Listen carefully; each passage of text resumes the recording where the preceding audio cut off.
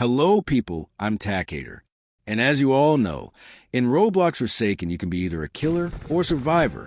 So that's why today I'm going to be ranking all the survivors in Roblox Forsaken, based on their abilities and how they help the team. Remember to subscribe. But anyways, in Forsaken, there are a total of 10 survivors. And the first one we'll be going over is Noob. Noob has a difficulty of 3 stars, which means they're kind of difficult to play. They have the basic 100 HP along with 3 unique abilities. Their first ability is the Bloxy Cola. The Noob takes out a bottle of the classic gear, Bloxy Cola, and drinks it. Upon drinking it, you will gain Speed 1 for 10 seconds. It has a cooldown of 12 seconds and can be used twice per round. This ability can be very useful for escaping the killer, though you have to drink it in advance due to it slowing you down heavily while drinking it. The next ability is the Slate Skin Potion. The Noob takes out a potion of Slate Skin and drinks it. Upon drinking it, you will gain temporary immunity to all damage for roughly 6 seconds. It takes roughly 1.5 seconds to drink and has a cooldown of 65 seconds. While under the effects of Slate Skin, your speed reduces to that of a snail, which means that you have no way of getting away from the killer while using this ability. So the killer can simply just wait for it to run out and then just attack you again. However, if you're low on stamina, this ability is a very good way of stalling and regenerating a lot of stamina. It can only be used twice per round. Their third and final ability is the Ghost Burger. The Noob pulls out a white transparent burger and eats it. When used, you will gain Undetectable for 10 seconds and Invisibility 3 for 8 seconds. This ability has a cooldown of 45 seconds and has unlimited uses per round. This ability is useful if you're playing against any killer that isn't Cool Kid, since they all have an ability that reveals your location. But since Cool Kid is the only killer who can't do that, unless you count the minions. This ability is very useful if you use it at the right times. For example, when you hear 1x Unstable Ability. So based off my experience with Noob, I think he's kind of mid. I'd give him a solid C tier. Not too good and not too bad. Next up is the man, the myth, the legend, Shedlitsky. Shedlitsky is one of the new starter survivors. His difficulty is only 2 stars, so he's pretty easy to play. He has 2 abilities, Slash and Fried Chicken. The first ability, Slash, Shedlitsky pulls out a classic Roblox sword. If hit, it'll stun the killer for 3 seconds and has a cooldown of 40 seconds. This ability is super helpful if you're being chased, since you can just swing at the killer, stunning them, and then gain a lot of distance on the killer, or heal with the second ability. I'll get to that one in a minute. Of course, it can also be used to help another teammate by stunning the killer and letting the teammate get away, though the slash can be a bit tricky to land while the killer is chasing someone else, since 90% of the time you're just going to be missing it. So what you have to do is hide behind a corner, and when the teammate runs to that corner, hop out and surprise the killer with a sword to the skull. The second ability is called Fried Chicken. When used, Shedlitsky pulls out a chicken leg and eats it, healing 5 HP instantly and 35 more HP over time, resulting in a total heal of 40 HP. This ability is really awesome, but cannot be used during a chase, since you slow down extremely. This ability can be used 2 times per round. Anyway, I think Shedlitsky is a very versatile survivor, though I think he's kind of overrated. I say he gets a solid A tier. Next up is going to be Elliot, the pizza guy, being a 2-star difficulty survivor. They have 80 health, 20 less than the default, which makes them very fragile to damage.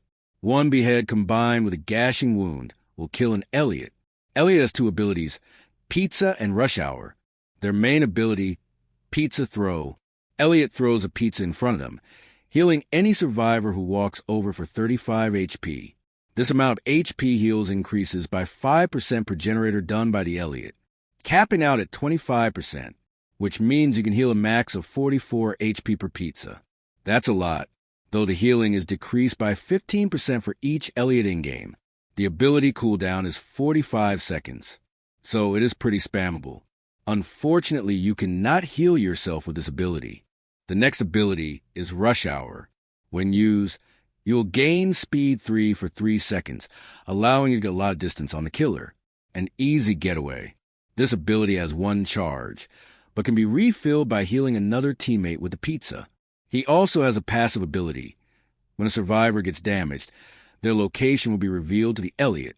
Overall, I think Elliot is the best support in the entire game, with his strong heals and speed boost. Easy S tier. Now for guest 1337. He has a 4-star difficulty, meaning he's pretty hard to play. He has 3 abilities: block, charge, and punch. His first ability, block, is an interesting one. When used, guest 1337 holds up his arms and braces for impact. If a killer hits you while blocking, you'll negate all damage and get a charge to your punch. I'll get to that in a second. But if you miss the block, you're dead meat. Since you slow down a ton when blocking, the killer can basically get 2 easy hits on you. His next ability, charge, is pretty ass. When used, guest runs forward screaming like a caveman, with his arm in front of him. If you hit a killer, they will get slightly knocked back. And if you hit nothing, you will get slowness 2 for a duration depending on how close you are to the killer.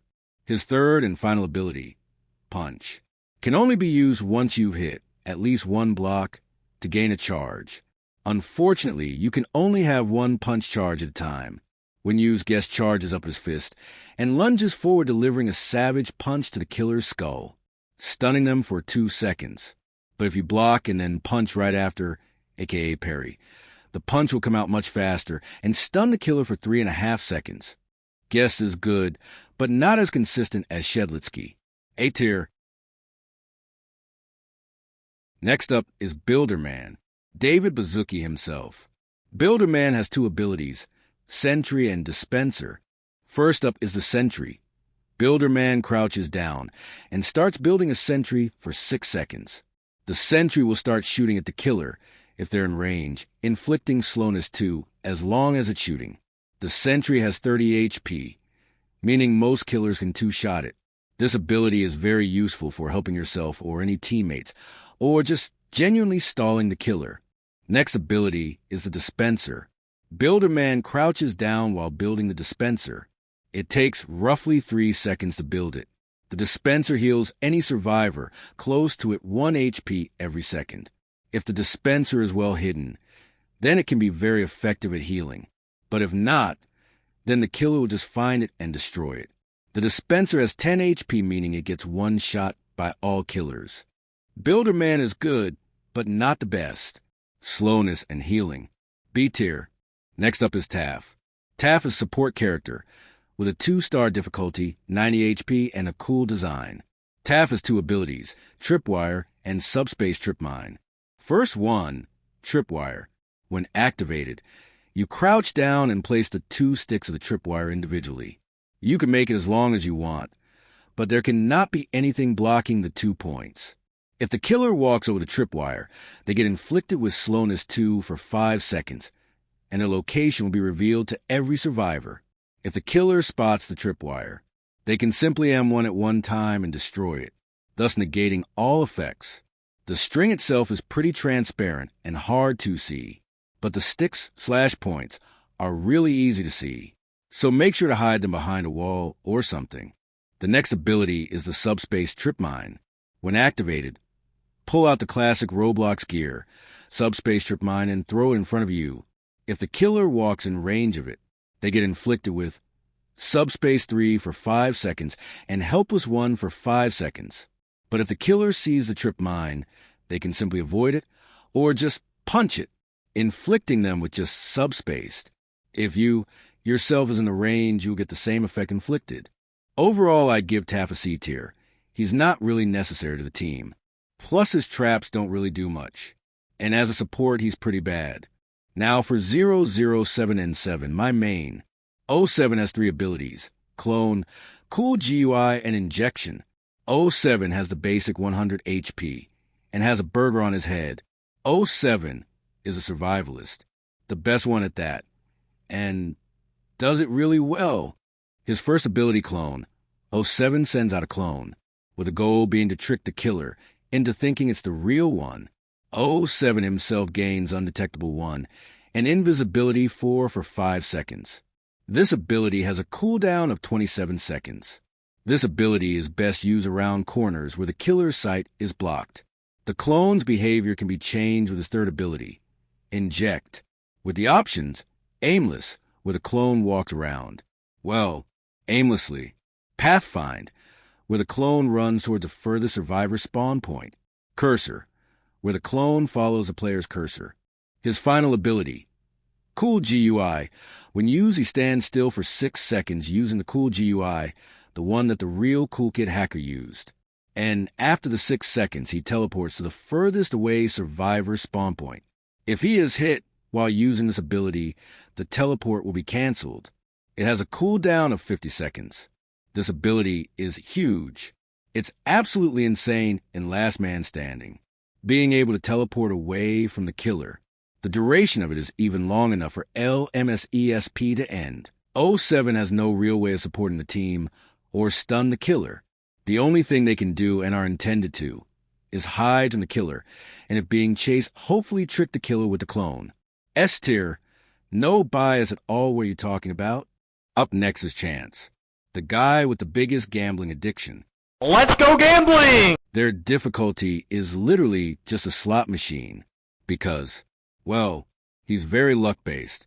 They start off the game with 50 to 130 HP, which means you're either built like a twig or built like a tiger. Chance has 4 abilities. The first one being Coin Flip. It has Chance take out a coin from his pocket and flip it. If it lands on tails, you'll get 1 stack of weakness. If it lands on heads, you'll get 1 charge for all of your abilities. The weakness from tails stacks, which means you can get a lot of weakness. Keep in mind that letting the timer on the weakness go to 0 doesn't reset the weakness. It just disables the weakness until you land on tails again, with 1 more stack of weakness. His next ability is the gun. It has 3 outcomes. Shoot successfully, malfunction, and do nothing, or have it blow up in your face, dealing 45 damage and disabling it until you do hat fix. I'll get to that one in a bit. You can increase the luck with more charges. For example, with 1 charge, you have a 25% chance for it to explode, a 25% chance for it to malfunction, and a 50% chance for it to actually shoot. Those odds are not too great. With 3 charges, there's now a 5% chance for explosion, 5% chance it does nothing, and 90% it fires. Those are some really good odds. If you manage to shoot the killer, it will stun the killer depending on how close you are to them. For example, if you are right at the edge of the range, it'll only stun the killer for like 1 second or something. But if you're up close in their face, the max stun is 5 seconds. I think, though correct me if I'm wrong. Overall, Chance is a great sentinel with very strong or weak stun and potentially a lot of HP. I think Chance goes in his own tier. Next up, we have arguably the worst survivor, Duskar, the only 5-star survivor in the game, making them the hardest to play if we listen to the game. They have 90 HP and the most useless passive in the game, Levitation, which makes them levitate and not emit any footstep sounds. I don't know about you, but when I'm killer, I don't really try and listen for footsteps, with the chase music blasting my ears. They also have 2 different abilities. First one being Spawn Protection. This ability lets them shield another survivor from an infinite distance, as long as Duskar keeps their cursor and line of sight on them. The shield grants resistance 4 to the survivor being shielded, which is almost invincibility. However, while using this ability, you are given slowness 1 and not being able to sprint, making you extremely vulnerable while shielding another survivor. The ability lasts 8 seconds and has a cooldown of 35 seconds. Their next ability is Plasma Beam. Duskar spins their staff for 2 seconds, then shoots a long plasma beam with almost infinite range. The user is heavily slowed down while using this ability. If you hit the killer with a beam, they are inflicted with slowness 2 for 3 seconds. If you hit a survivor with Plasma Beam, they are inflicted with speed 1 for 4 seconds. So you can either use it to slow the killer or help out a teammate. And if you are skilled enough, you can hit both a killer and a survivor at once. It has a cooldown of only 20 seconds, so you can spam it a lot. Duskar is amazing at helping other survivors. If there's a skilled Duscar and you're the killer, you're going to have a nightmare. Duscar is an amazing support character, but as much as I hate him, I think he's going to go in low A tier. Now time for the final survivor of this video, Two Time, who recently got a huge rework. Two Time has 3 abilities, first one being the sacrificial dagger. After a very short wind-up, Two Time stabs forward with his dagger. It has a cooldown of 30 seconds. If they hit the killer from the front, they deal 25 damage and inflict slowness 2 and helpless for 2 seconds and fill out a third of their ablation meter. If they land a backstab, the killer gets stunned for 2 seconds, dealing 50 damage and filling out half your ablation meter. Two Time also heals upon hitting the killer. A front stab heals 10 HP and a backstab heals 20. Their next ability is called Crouch. Two Time crouches down and gains invisibility 3 and undetectable for 15 seconds. If dagger is used while crouching, Two Time gets a huge lunge forward. The third and final ability is called Ritual. Two Time crouches down and carves a spawn symbol on the ground. The placement of the ritual chooses where you respawn. To actually respawn, you have to fill up your oblation meter. Anyways, Two Time is going in A tier, really fun, but not as consistent as Shedlitsky. Thanks for watching.